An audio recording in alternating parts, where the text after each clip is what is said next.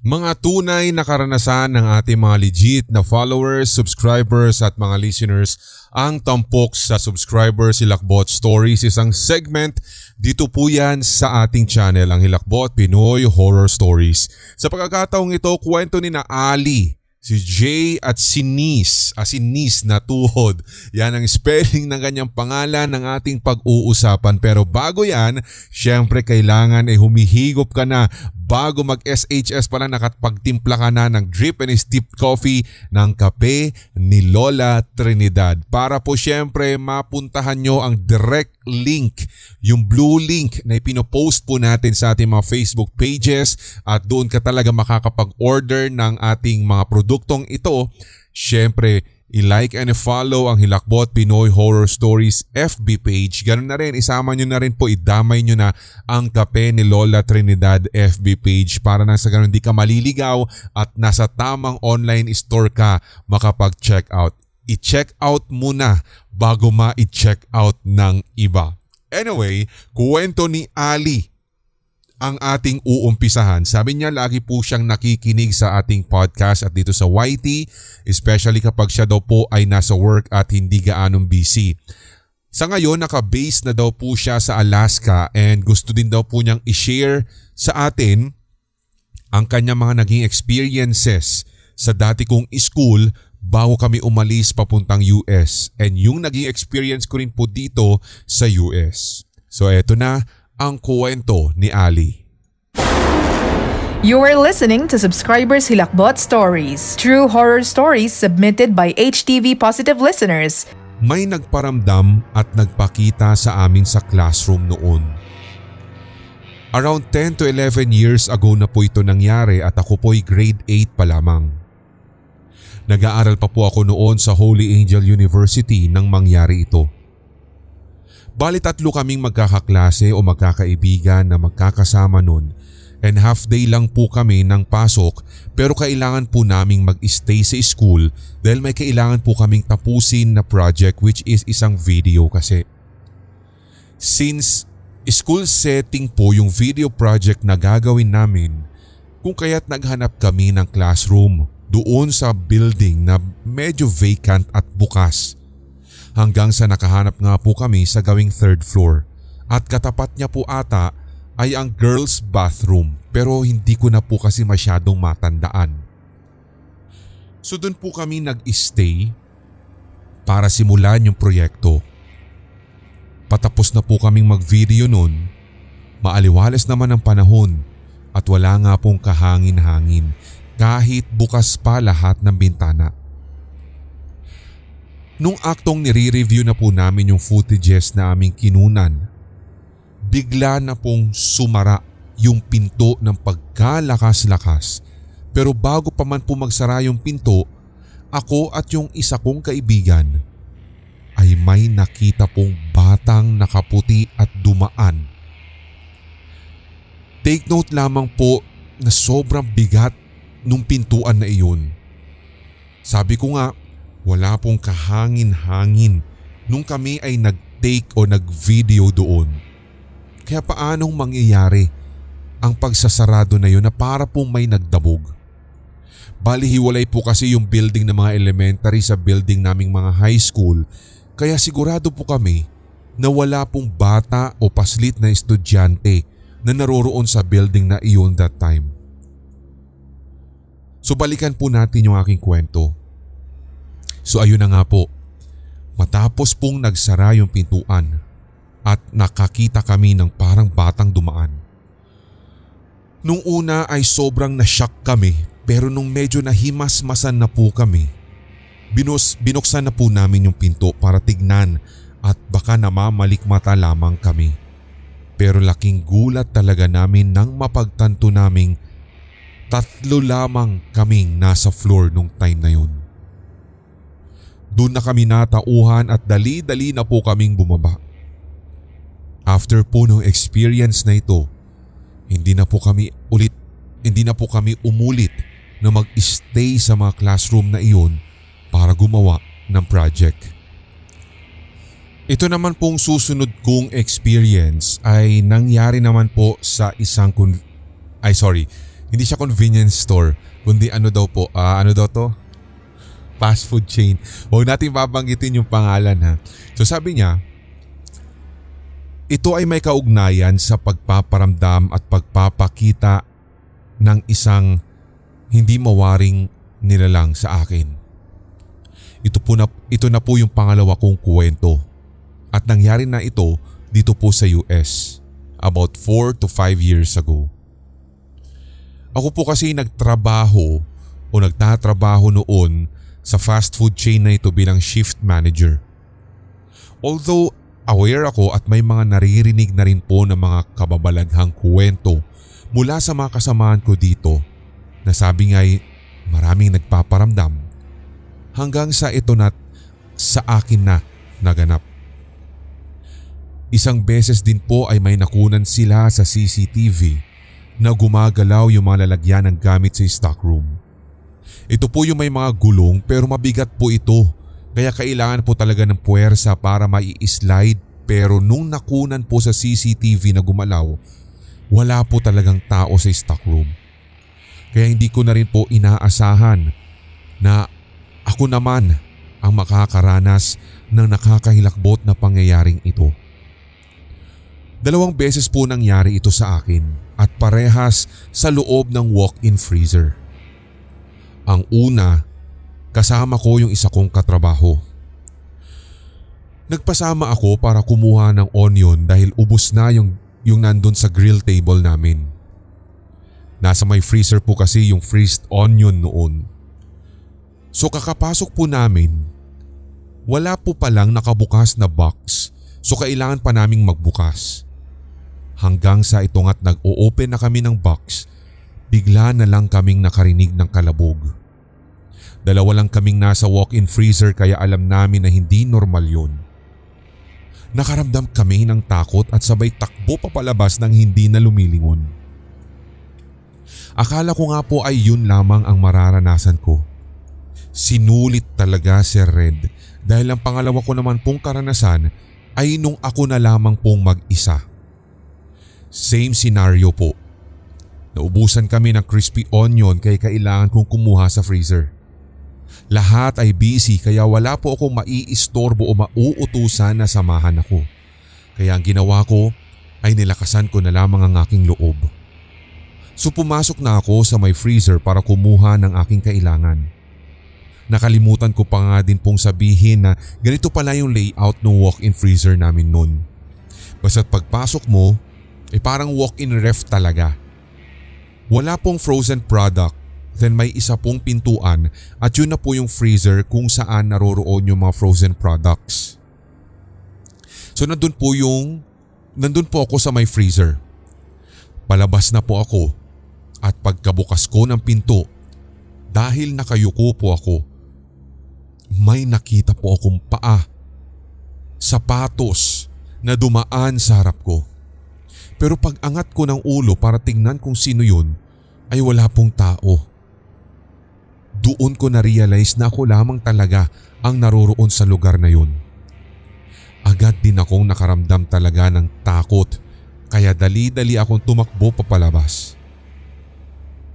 Lahat naman ng mga kasamahan ko ay tinatanong ako kung napano ako at doon ko nakwento kung ano ang nangyari.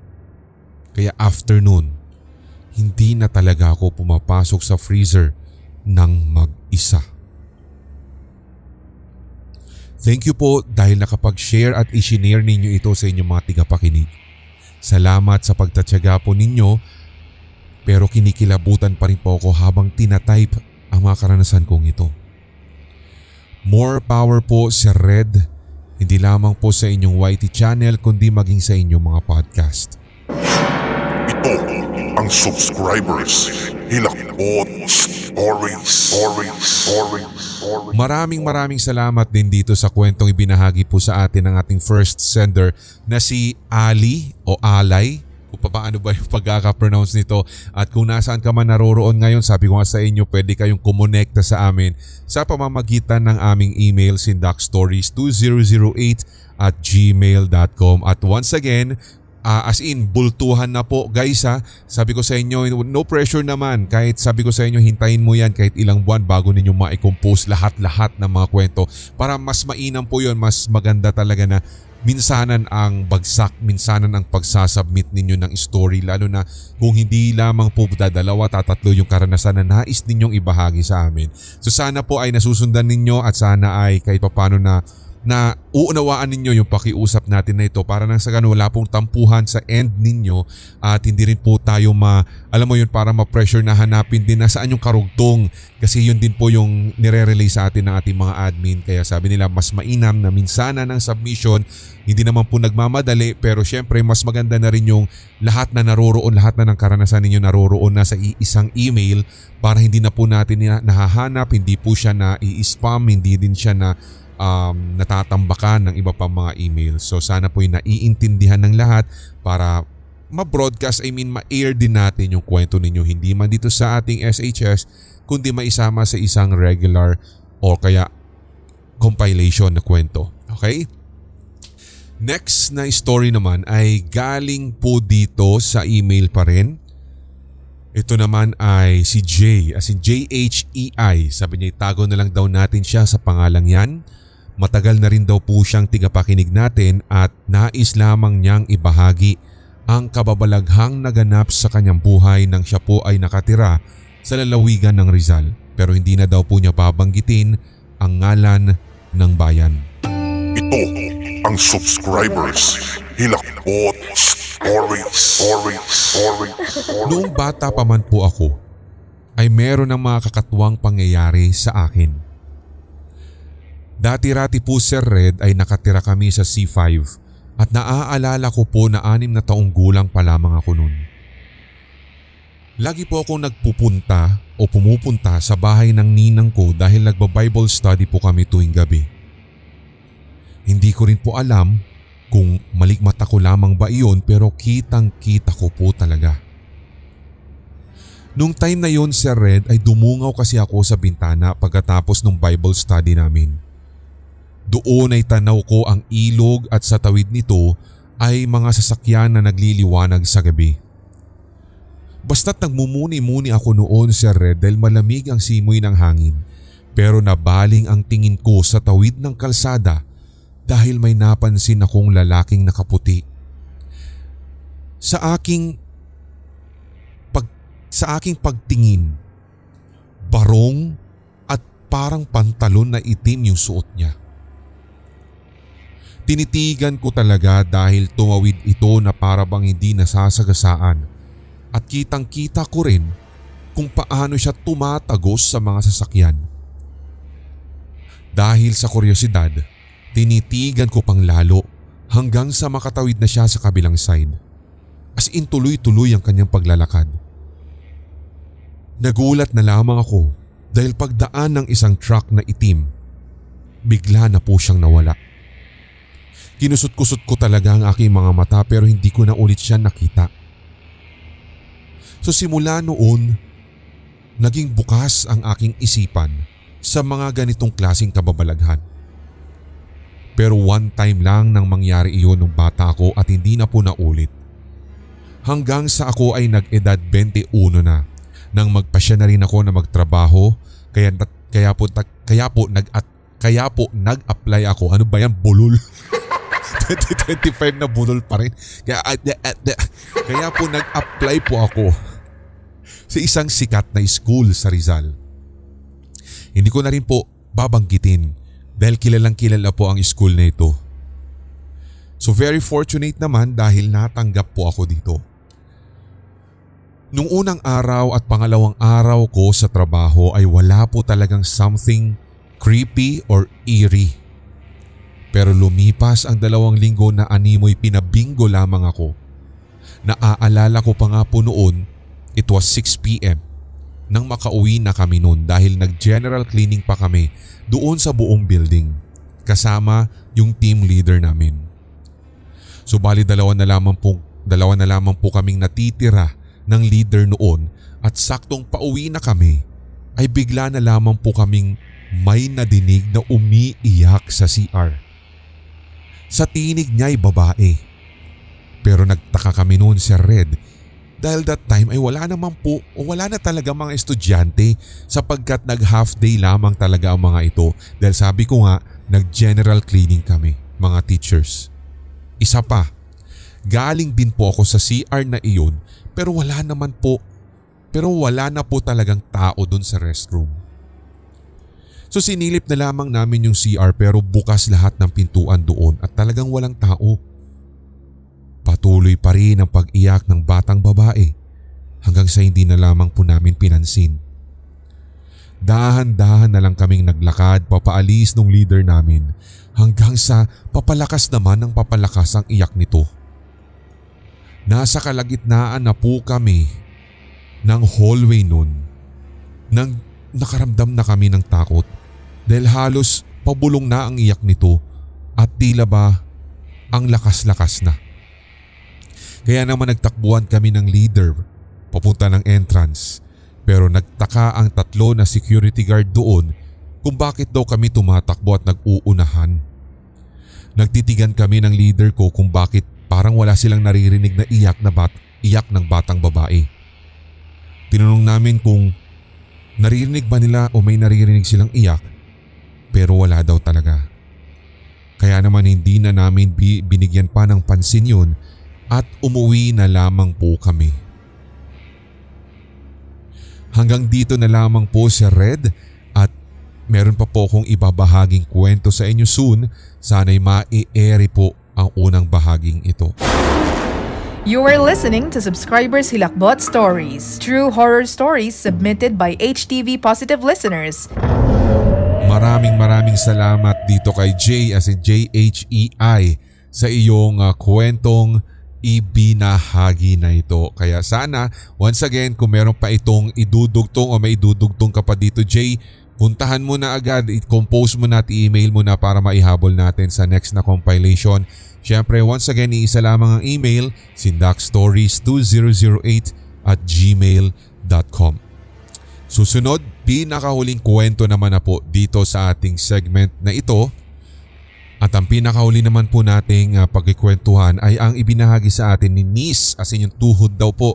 So isa siya sa mga bagong listeners natin mula sa podcast, patawid na rin dito sa ating YT at kasama daw po niya tayo palagi sa kanyang daily commute habang nagtatrabaho na din, sabi niya. Background ko po kayo. So na-encourage lamang po ako na ibahagi ang mga experiences ko growing up sa lumang bahay namin. Disclaimer po, hindi po Tagalog yung first dialect ko kaya kung medyo bako-bako man daw, hilutin na lang natin, sabi niya. So eto na, walang problema dyan. You are listening to Subscribers Hilakbot Stories, true horror stories submitted by HTV Positive listeners. Doon po sa lumang bahay namin kung saan ako lumaki, ay ang dami ko pong na-experience na masasabi kong eerie. Tandang-tanda ko pa po noong merong halos gabi-gabi ay naririnig ko po ang mga kubyertos namin na kumakalansing sa kusina na para bang sinasadya talagang paingayin. Nakaririnig din po ako noon ng running water sa banyo at maingay pong tunog na as if pinupukpok ang tabo sa pader ng paulit-ulit. Sa tuwing tinatanong ko po si nanay, kinaumagahan, ang lagi lamang po niyang sinasabi ay gawa daw iyon ng mga mababait. At kung tatanungin ninyo ano ito po yung mga daga. Hindi tulad natin ay hindi din po niya masagot. Meron din po yung bigla-bigla na lamang lalamig ang mga gilid ng braso ko at sa may paanan ko habang nakahiga na. Para kasing may dumaraan at talagang Sir Red, sorry sa aking imagination pero para kasing nakalutang. One time nga po na nangyari iyon ay sinabi ko, isa pa nga, na para bang dinidare ko yung nilalang na iyon at dumaan ulit ang malamig na hangin sa gawing binti ko. Hindi naman po ako natakot. Sa katunayan ay nagtaka at na-fascinate pa nga ako. Hindi rin naman po ako laking aircon kaya hangin lang po na ventilador ang nakasanayan ko. Naaalala ko din po ang isang beses nang maliligo na ako At kung tama ang pagkakatanda ko ay siesta time po iyon, kaya nakapatay lahat ng ilaw sa bahay at natural light lamang mula sa bukas na main door at mga bintana namin ang napapapasok sa aming bahay at siyang nagsisilbing liwanag. May lace curtain po ang banyo namin noon at hindi ko pa po naisasara ang pinto. Nang paglingon ko ay may nakatayo pong lalaki sa may sala namin. Mula sa banyo namin ay makikita po ang isang bahagi ng sala namin at doon po siya nakatayo sa bahagi na hindi masyadong abot ng liwanag pero tila po sobrang dilim po nung hugis. Parang anino talaga siya na super itim. Though hindi ko maaninag ang muka pero somehow ramdam ko na nakatingin siya sa akin. Ang direksyon ng pagkakatitig niya ay sa akin. Kaya gayon na lang ang pagtawag ko kay Papa ng napakalakas na animoy papasigaw na sabay sabing, "Pa, may bisita ka!" Saka sinarhan ko na ang pinto. Unang pagkakaakala ko po ay isa iyon sa mga kaibigan ni Papa at nandiri pa ako sa thought na namboboso siya sa isang bata. Pero nang matapos akong maligo, tinanong ako ni Papa kung nasaan na yung bisita. Nagtaka pa nga po ako noon dahil sinabi niya na walang tao. Ininsist ko talaga na may tao sa sala kanina. Sinabi na lang po ng Papa ko na baka umalis na. Hanggang sa tumanda na lamang ako, napagtanto ko na siesta nga po iyon at wala talagang inaasahang kahit na sino mang bisita ang aking mga magulang noon. Ang pinaka nakakahilakbot kong karanasan sa bahay na iyon ay nung nasa elementarya na ako. Between 8 to 10 years old pa lamang ako. Katabi ko pa nga po ang mga magulang ko na matulog sa kama. Nananaginip po ako ng mag-isa sa kwarto at nakaharap sa paanan ng kama nang bigla pong may lumabas talagang kamay at kumapit po sa kama na para pong puwersahang hinihila ang sarili. Dahan-dahan po ay may lalaki ding maitim ang buhok na nakaputing t-shirt at basa ng pulang likido sa dibdib pababa sa tiyan ang gumapang talaga paakyat sa kama. Doon po ay napaupo ako ng gising at hinahabol ang hininga sa takot. Paglingon ko pa nga po noon sa bukas na bintana, nakita kong bilog na bilog ang buwan. Wala din pong mukha yung nilalang sa panaginip ko at kung meron man po ay hindi ko na maalala. Ang dami ko po talagang weird at creepy na mga panaginip sa bahay na iyon. At isa pa po ay yung may hila-hila akong isang batang babae at parang tinutulungan ko daw po siyang makalayo from something or someone. Pagkagising ko ay ang lamig po ng pakiramdam at nakita kong nakapabilog po ang hugis ng kamay ko na para pong may hawak-hawak na maliit na wrist at ramdam ko po yung balat ng dapat ay tao. Iyon lamang po at sana po'y ma-feature din ang entry kong ito at ma-entertain ang mga kapwa ko listeners. Creepy listening po sa lahat and stay safe. Once again, ako po si Nis. Nabubulol ako ngayon. You are listening to Subscribers Hilakbot Stories, true horror stories submitted by HTV Positive listeners. Maraming salamat kay Nis. In fact, meron pa po mga karugtong pa ang kanyang kwentong ito at atin po itong kukumplituhin sa isang compilation. Kaya Nis, kung sakali meron ka pang karagdagan para dito, please send mo na agad sa sindakstories2008@gmail.com para maidagdag na natin at mapahaba ang mga compilation natin.